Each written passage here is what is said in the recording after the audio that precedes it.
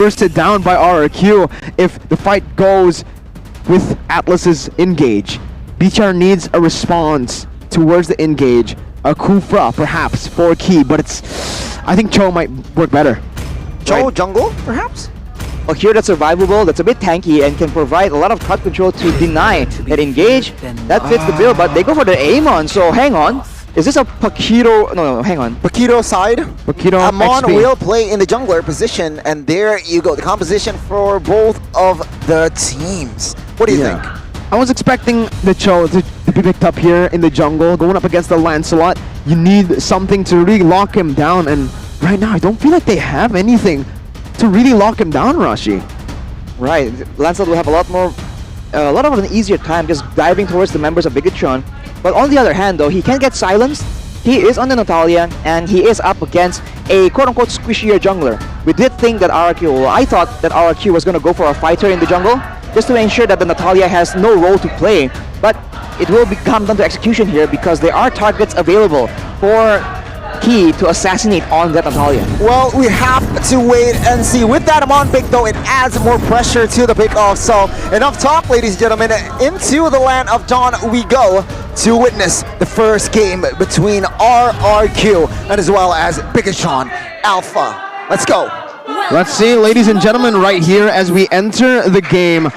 I don't know, looking at it right now, I do favor RRQ's draft a bit more, maybe a lot more than BTR. They've secured a whole lot of prior heroes, and look at Albert. He's on that new Dragon Tamer Lancelot skin. I love it. I love it. Lancelot skin here, and Albert will definitely pick that up. And now it seems like with the early game, Bigatron Alpha needs to capitalize on their composition here. Paquito, fast clear, Natalia on that high and draw and execute. The kill pressure is just real. And now Skylar, with that sidestep, will be able to somehow escape pressure. Again, Bigatron, they need to play aggressive in the early game. They seem to be equal in the mid lane, and on top side, the Paquito will have an advantage. The talent prediction by Axe, though, overwhelmingly in the odds of RRQ. So Bigatron Alpha, they have the stage to try and surprise every single one of us as they are trying to aggress onto the mid lane. But Clay, he's just playing it really, really safe. Again, based on the drafts, it doesn't feel like Bigatron have much counterplay, right? The only thing they can kind of do here is to get a winning lane snowballed to death with that Natalia, but it doesn't seem like they will be able to do so. Natalia in this game. Esme can't really be bursted down here. Vin as well is going to be able to spot the Key out a lot, so this is going to be really good for RRQ down below. They've already formulated, they've already tried to, yeah, they are actually going for a slow push down below, getting Skylar some room to recall or maybe to put some more pressure on. Ooh, he is still camping the lane, though. He looked for an opportunity, but Skylar will be able to see him. This is so annoying for Skylar to deal with, but for the most part, it's good because Bigatron Alpha, they're spending so much time sending Key to the bot site for no real reward. Real reward indeed here. Turtle is up. It seems like both junglers, they are in that vicinity, but no commitments just yet. Top side though, 2v1 as well as the mid side here. Atlas forced to recall. This might be an opening here for side of Bigatron Alpha to somehow find the right engage. Well, you can see that RRQ Hoshi, they're trying to contest this as much as possible, but with the spells flying out from Bigatron Alpha, they might find it a bit too difficult. Real world manipulation. Turtle will be secured at the hands of Bigatron. A big RRQ. They will not force a fight just yet here. A very clean take on the first turtle. Bigatron Alpha finds the first neutral objective on in the mid side. He has no mana here. Firelings as well connects, and he will not be able to survive first blood by Samson. Fall to the hands of Clay. RRQ with the counter re-engage claims the kill. Yeah, one objective traded for a kill, but in terms of the goal as well, wow, Skylar already rotating to the mid lane very early on, trying to just deny all those minions from Moreno, who is going to miss a few. I think 2 minions is what he's going to miss, not just one, but still, that's a little lead that RRQ can take as well in the mid lane. I like what they're doing, Arashi. In the meantime, Marky went for the gold buff as well, so he will have a bit of a equalization as far as gold comes to. If you look at the items though, the emblems from both these teams, Marky is going for a more aggressive of an emblem choice. And of course Key, with the high and dry, he wants to make sure that the 1v1s, the very critical 1v1s for Natalia, he will be able to get that extra bit of damage, and hopefully, if he gets strong enough to assassinate the members of RRQ Hoshi, he can exert a lot of pressure, and that will allow Bigatron Alpha to have a lot more freedom to play around for these mutual objectives. And Marky's got to be very careful in the gold lane here. Up against the Beatrix, you do win as a Brody in a straight up 1v1, but that's never going to happen. Atlas there, Vin, is always going to just try to come down below. And definitely Beatrix has more ways to kill the Brody with the help of an Atlas than a Brody in a pure 1v1 all in. And it's looking like they are going to go for the bottom side. Again, Marky doesn't have the flicker, so he's just zoned out away from that cannon minion. Wow. The gold gone, just like that.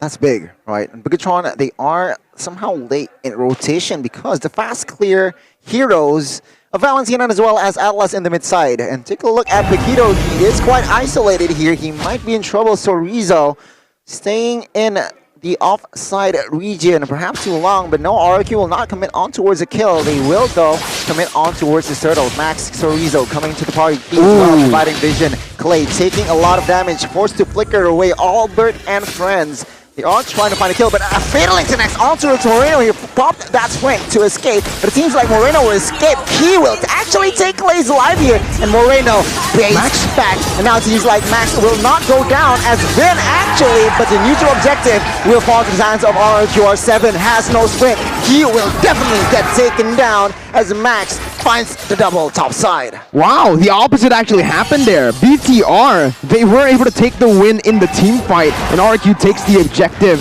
but this is going to be bad for Max. His purple buff was stolen away. Albert's going to have a significant lead right after he takes that entire side of the bottom jungle, and they might actually look to try and... No, they won't go for the dive here, but I thought they were going for the dive, knowing that, again, BTR are rotating towards that top side. Well, that was a 3-for-1 trade for RRQ Hoshi though. They are able to secure the turtle, but at what cost? Skylar here will be able to secure the turret, but Key as well as the rest of the members of Bigatron, they were trying to actually try and save that, but the purple buff is where they make their play. Oh, very well timed. Wow. Thorn rose there by Albert. The shards came in too late there. Albert still surviving with that invade, but take a look at the mid side already. RRQ trying to find a play here. It seems like Bigatron, they do not want business, and yeah, it might be a very, very free mid, but never mind. Chorizo comes in, Clay gets taken down, but on the other side, Marky also pays. It's just 1-for-1. The mid laner for the gold laner here, Mirko. Definitely worth for RRQ. BTR, they were looking for that purple buff, but Albert stole it without his retribution, if you guys noticed. With his Thorn Rose, he was able to steal it away from Max, who used his retri. So right now, Albert has a 1-level lead. He's jumping in.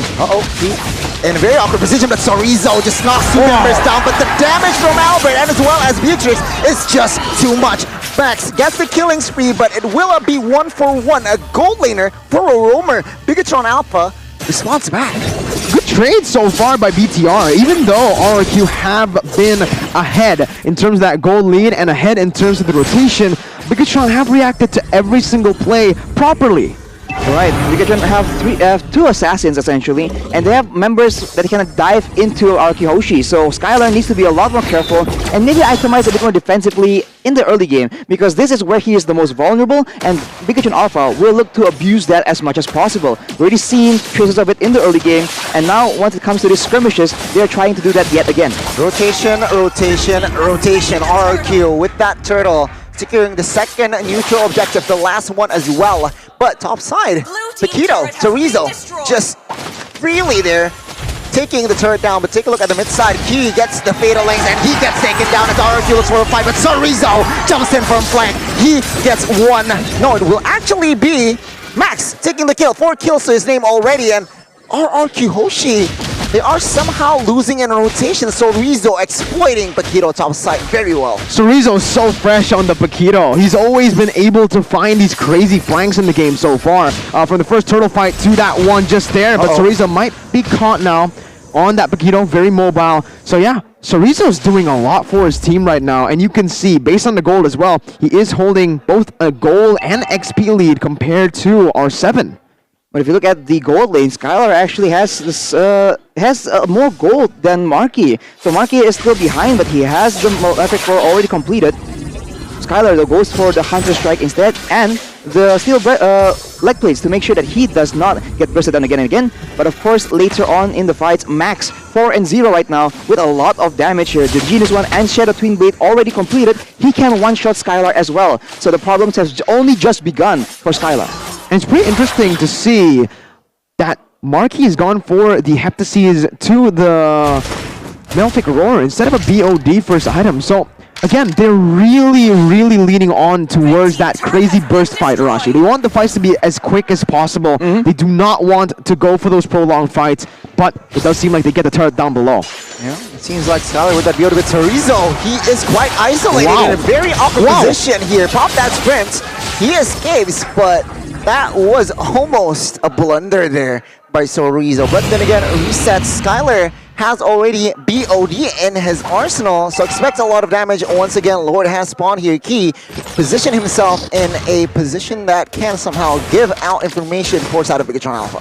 That was actually not bad by Chorizo. He did burn a sprint, but with that Bloodlust Axe, he's able to sustain back up, and R7's going to get engaged on. 2v1, the Sarge will claim Unstoppable for Max, but take a look at RRQ. They're not standing idly by. They are now committing onto his Lord with that. Oh! Marino steals the Lord here. No retribution needed as Albert will somehow find a kill, and Marquis claims alive on towards Albert. What the heck is going on? RRQ Hoshi, they're getting outplayed up, left, and center. Beautiful. And Chorizo. Oh my goodness. What Chorizo's been popping off in this game. My goodness. What a brilliant fight by BTR. That robot efficiency that we've been talking from the start of the season is coming back. And BTR are looking as efficient as ever, grabbing everything just like you guys can grab food with the promo code grb.to/MPL.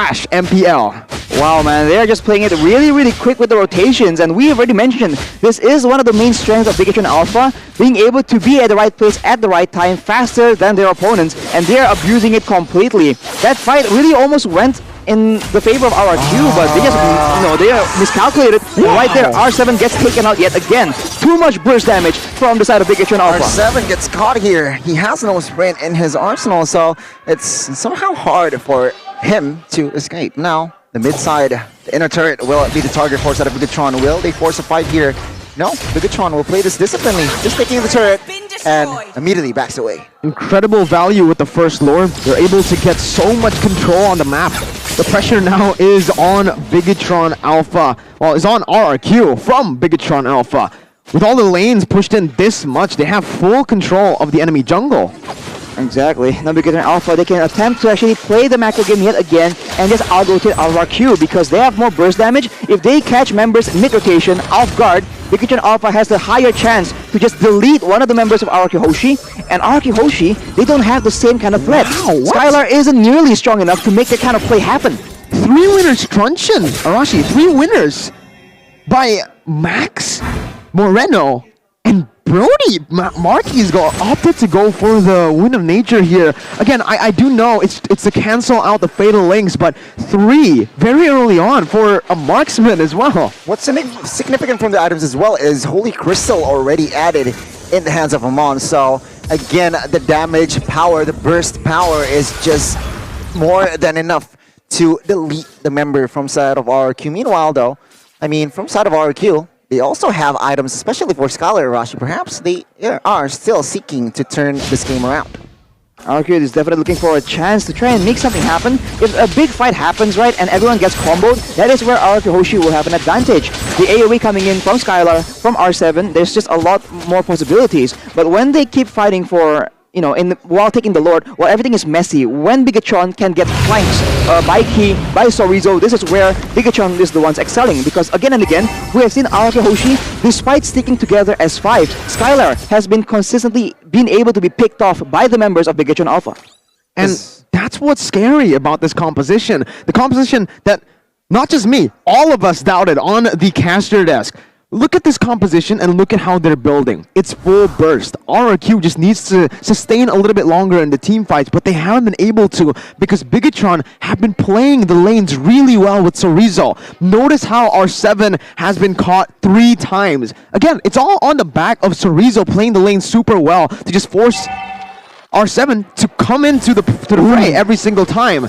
You did see that Chorizo has completed the 100 strike Vin's looking for and then engaged off. Oh, Marky, Winner. a juicy target here, stunned away, but no, there you go, Marky gets taken down, the winner's rush comes in late, the real revelation comes as well, but Marky gets taken down there, 1-4-0, it seems like he is next, 2-4-0, and now RRQ, they are building their pace, 3-4-0, and in the backside, he gets another, even though Albert Wipe out. gets the shutdown triple here for Skylar, a wiped out here, head and shoulders for the side of RRQ. One fell swoop is all they need. 18 seconds They can on end. the death timers and a Beatrix with the win of nature now. They can end. They start mid-side falls and enough clear minions. RRQ claims the first game. Bigatron Alpha. What the heck happened? Oh man, I feel like Marky was way too trigger shy there. He didn't pop the winner truncheon. He had the flicker too. He had the abilities, the resources necessary to jump out of that one, but I feel like he was too greedy. He wanted to wait for the exact right moment.